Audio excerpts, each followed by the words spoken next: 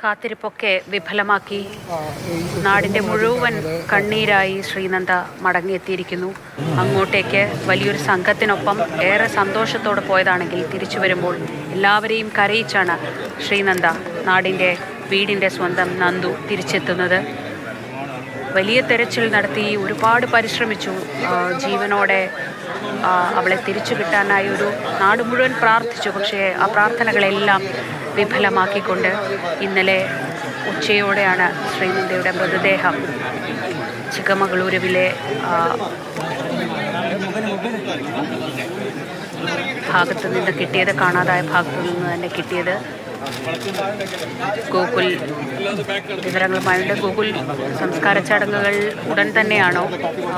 എന്തൊക്കെയാണ് വിവരങ്ങൾ?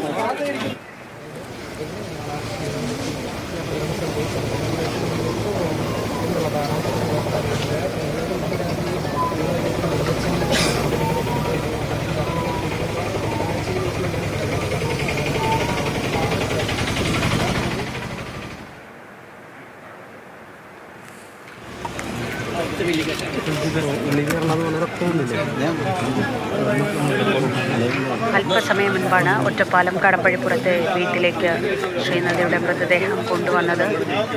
തിരുവല്ലോമല ഐവർമഠം ശ്മശാനത്തിലാണ്. ശ്മശാനത്തിൽ അല്പസമയത്തിനകം തന്നെ സംസ്കാര ചടങ്ങുകൾ നടക്കും. മൃതദേഹം ഇന്നലെയാണ് കിട്ടിയത്. ഇന്നലെ ഉച്ചയോടെയാണ് കിട്ടിയത്. പിന്നീട് പോസ്റ്റ്മോർട്ടം നടപടികൾക്ക് ശേഷം പെട്ടെന്ന് മൃതദേഹം നാട്ടിലെത്തിക്കാനുള്ള ശ്രമങ്ങൾ എല്ലാവരുടെയും ഭാഗത്തു നിന്നുണ്ടായിരുന്നു. കുടുംബം ഒന്നാകെ അവിടെ കാത്തു നിന്നിരുന്നു, എന്തെങ്കിലും വിവരം കിട്ടുമെന്ന പ്രതീക്ഷയിൽ. ഇന്നലെ ഈ നേരത്ത് സംസാരിക്കുമ്പോൾ പോലും കുടുംബം വലിയ പ്രതീക്ഷയിലായിരുന്നു. ശ്രീനന്ദയ്ക്ക് ഒന്നും സംഭവിച്ചു കാണില്ല എന്ന രീതിയിലുള്ള പ്രതീക്ഷയുണ്ടായിരുന്നു അവർക്ക്. പക്ഷേ പിന്നീടാണ് ഉച്ചയോടെ താഴ്ചയിൽ നിന്ന്, ഏതാണ്ട് 1000-ലധികം അടി താഴ്ചയിൽ നിന്ന് ശ്രീനന്ദയുടെ മൃതദേഹം കിട്ടിയത്.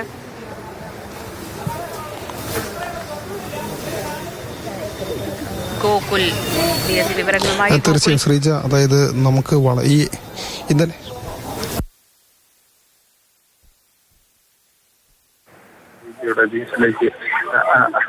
ശ്രീനന്ദയുടെ വീട്ടിലേക്ക് നമ്മൾ എത്തിയത്.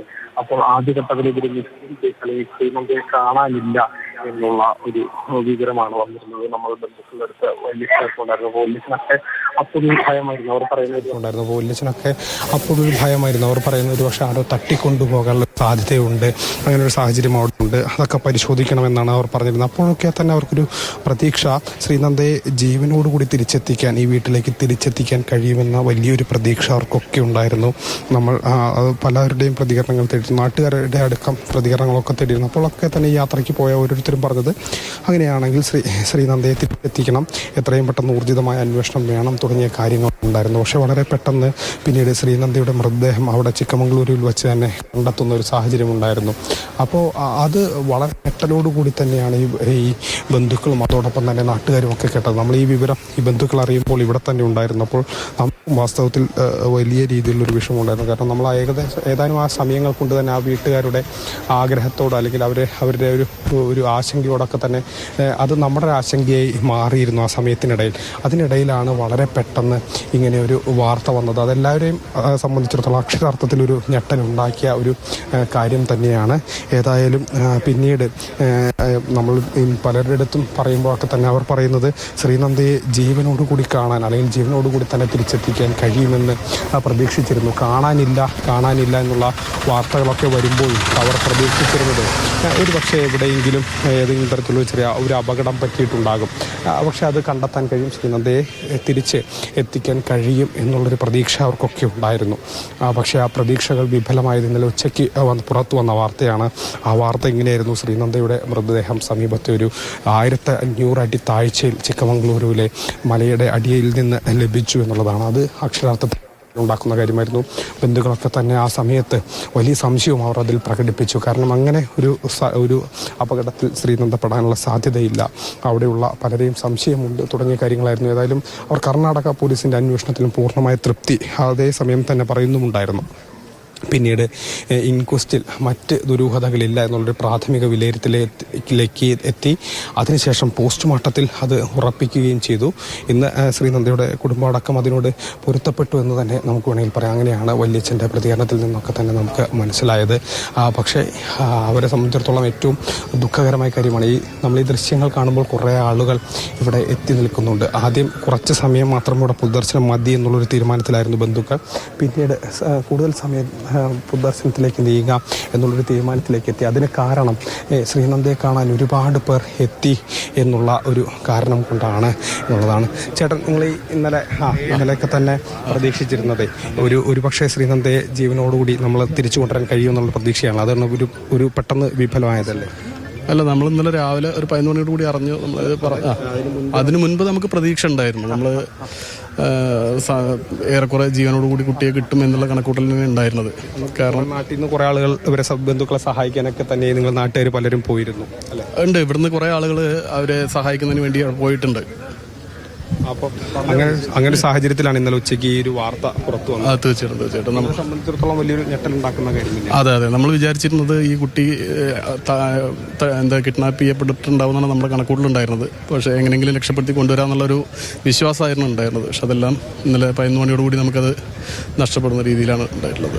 ഏതായാലും ഇവർ പറയുന്ന പോലെ തന്നെ ഇവരൊക്കെ തന്നെ പ്രതീക്ഷിച്ചിരുന്നത് ആ കുട്ടിയെ രക്ഷിക്കാൻ കഴിയുമെന്നുള്ളതാണ്. കാരണം ഓരോ സമയത്ത്, അതായത് കാണാനില്ല എന്നുള്ള വാർത്തകൾ വരുമ്പോഴൊക്കെ തന്നെ എവിടെയെങ്കിലും അപകടപ്പെട്ട് അല്ലെങ്കിൽ എവിടെയെങ്കിലും ശ്രീനന്ദ പെട്ട് കിടക്കുന്നതായിരിക്കാം. അതല്ലാതെ അതിനപ്പുറത്തേക്ക് മറ്റൊന്നും സംഭവിച്ച് കാണില്ല എന്നാണ് കരുതിയിരുന്നത്.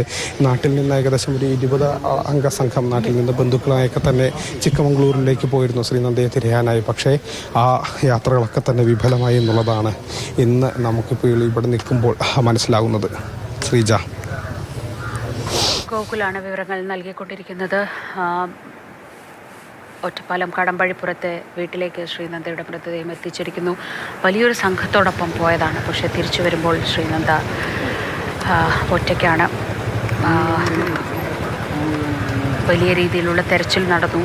ആദ്യഘട്ടത്തിലൊക്കെ ഗോകുൽ അവരുടെ ഭാഗത്തു നിന്ന് സംശയങ്ങളൊക്കെ ഉണ്ടായിരുന്നു, എങ്ങനെ കുട്ടി ആ ഭാഗത്തേക്ക് പോയിന്ന്. പക്ഷേ ഇന്നലെ ആ മൃതദേഹം കിടന്ന സ്ഥലമൊക്കെ കണ്ടപ്പോൾ അവർക്കും ബോധ്യപ്പെട്ടു എന്ന് തോന്നുന്നു.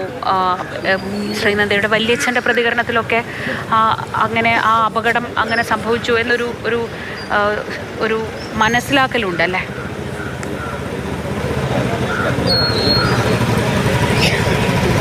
ഇന്ന് രാവിലെ തന്നെ നമ്മൾ വല്യച്ഛൻ നമ്മളോട് സംസാരിച്ചിരുന്നു. വല്യച്ഛൻ്റെയൊക്കെ പ്രതികരണത്തിൽ നിന്ന് അദ്ദേഹം പറയുന്നത് അവർ ഏകദേശം ഈ ഒരു പൊസിഷനാണെങ്കിൽ, അതായത് ഇപ്പോൾ മൃതദേഹം കിട്ടിയ സ്ഥലമാണെങ്കിൽ അതൊരു അപകടമാകാനുള്ള സാധ്യതയുണ്ട് എന്നുള്ളതാണ്. കാരണം ശ്രീനന്ദ ആദ്യം ആ ഭാഗത്തേക്ക് പോയിരുന്നു. അപ്പോൾ അവിടെ അപകടമാണ്, പോകരുത് എന്ന് പറഞ്ഞിരുന്നു എന്നുള്ളതാണ് വല്യച്ഛനടക്കം പറയുന്നത്. ഒരു പക്ഷേ അപ്പോൾ അങ്ങനെയാണെങ്കിൽ ഒരു അപകടമാകാനുള്ള സാധ്യതയുണ്ട് എന്നുള്ളത് തന്നെയാണ് ഇപ്പോൾ ബന്ധുക്കൾ വ്യക്തമാക്കുന്നത്.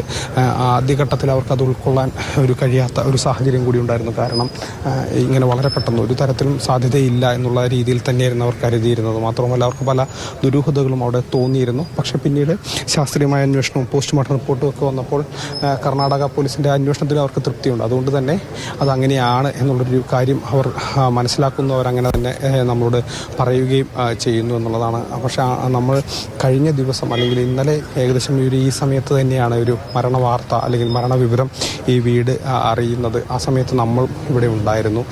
അപ്പോൾ നമുക്ക് ആദ്യം വല്ലാത്തൊരു വിഷമം തോന്നി. അതോടൊപ്പം തന്നെ ബന്ധുക്കളും വലിയ രീതിയിലൊരു പ്രതികരണമാണ് നൽകിയത്. വലിയ ദുരൂഹത അവർ ആ ഘട്ടത്തിലൊക്കെ തന്നെ സംശയിച്ചിരുന്നു. പിന്നീട് ആ സ്ഥലം എത്തി പരിശോധിച്ചപ്പോഴാണ് ബന്ധുക്കൾക്ക് ആ കാര്യങ്ങൾ വ്യക്തമായത്. അതിലെ ദുരൂഹത അവർക്ക് നീങ്ങിയതും ആ സ്ഥലത്തെത്തി അവർ പരിശോധിച്ചപ്പോഴാണ്. അതൊരു അവരെ സംബന്ധിച്ചിടത്തോളം അതിലൊരു വ്യക്തത ലഭിച്ചു എന്ന് തന്നെയാണ് ആ ഒരു പ്രതികരണത്തിൽ നിന്നും മനസ്സിലാക്കാൻ കഴിയുന്നത്. സംസ്കാരമൊക്കെ എങ്ങനെയാണ് നിശ്ചയിച്ചിട്ടുള്ളത്? എപ്പോഴായിരിക്കും സംസ്കാര ചടങ്ങുകൾ നടക്കുക?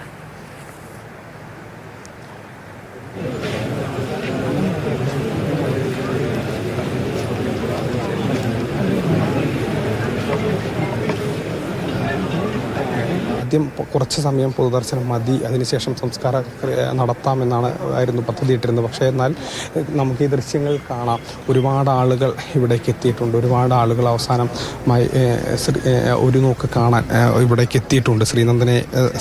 ശ്രീനന്ദയെ ഒരു നോക്ക് കാണാനായി ഇവിടേക്ക് എത്തിയിട്ടുണ്ട്. അതുകൊണ്ട് തന്നെ ഇവർക്കൊക്കെ തന്നെ കാണാനുള്ള ഒരു അവസരം എന്നുള്ള നിലയിൽ കുറച്ച് സമയം കഴിഞ്ഞിട്ട് മാത്രമേ സംസ്കാരമുള്ളൂ. ഏകദേശം 1 മണിക്ക് ശേഷമായിരിക്കും സംസ്കാരം ഉണ്ടാവുക എന്നുള്ളതാണ് അറിയിച്ചിട്ടുള്ളത്. പലതരത്തിലുള്ള രാഷ്ട്രീയ മണ്ഡലത്തിലുള്ളവരും അതോടൊപ്പം തന്നെ നാട്ടുകാരും ഈ വിവരം വാർത്തയിലൂടെയൊക്കെ അറിഞ്ഞും പല ആളുകളും ഇവിടേക്ക് എത്തുന്നുണ്ട്. കാരണം ഇങ്ങനെ ഒരു അപകടം എന്ന് പറയുന്നത് ഈ പ്രദേശവാസികളെ സംബന്ധിച്ചിടത്തോളം അത് ഉൾക്കൊള്ളാൻ കഴിയുന്ന ഒന്നല്ല. കാരണം ഈ പ്രദേശത്തുള്ളവരൊക്കെ തന്നെ ഇവിടെ ഇങ്ങനെ ഒരു യാത്രയ്ക്കൊക്കെ ഇടയ്ക്കിടയ്ക്ക് പോകുന്നവരാണ്. അമ്പലത്തിൻ്റെ ഒരു ധനശേഖരണാർത്ഥവും മറ്റുമൊക്കെ തന്നെ ഇങ്ങനെയുള്ള യാത്രകൾ ഇവരിടയ്ക്ക് സംഘടിപ്പിക്കുന്നതുമാണ്. അപ്പോൾ ഇങ്ങനെ ഈ യാത്രയിൽ വരുന്ന ഒരാൾക്കൊരു അപകടം പറ്റുക എന്ന് പറയുന്നത് ഈ നാടിൻ്റെ ആകെ തന്നെ വിഷമമാണ്. ഗോകുലാണ് വിവരങ്ങൾ നൽകിക്കൊണ്ടിരിക്കുന്നത്.